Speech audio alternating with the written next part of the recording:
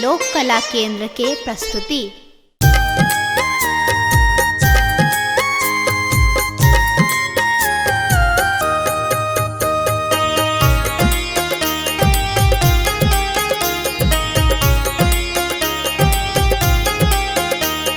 एखन अहाँ सुनि रहल छी लोक कला केंद्र के प्रस्तुति। मोहिल लिखिन सजनी मोर मनवा पहुन मारा घो।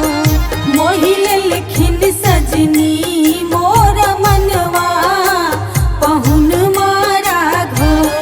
ते हो पहुन मारा घो सिया के सजनवा राघो। ते हो पहुन मारा घो सिया के सजन के दुलरुआ पहुन राघो। मोहिल लिखिन सजनी मोर मनवा पहुन राघो। मोहिल लिखिन सजनी मोर मनवा पहुन राघो।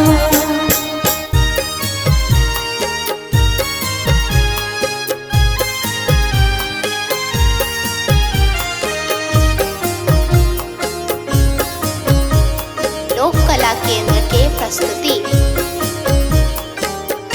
अखियन में कारी काजल होठवा में पानक लाली।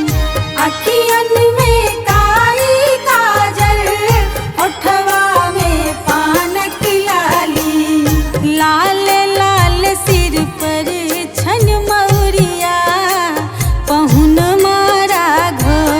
मोहिल लिखिन सजनी मोर मनवा पहुन राघो।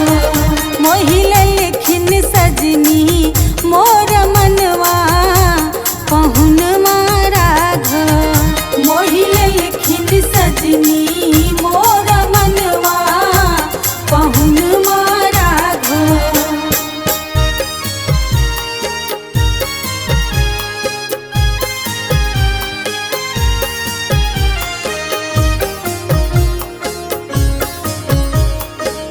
कला केंद्र के प्रस्तुति।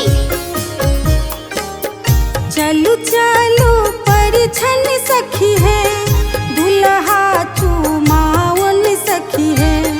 चलू चलू परिछन सखी है दुल्हा चुमावन सखी है। चम चम चमक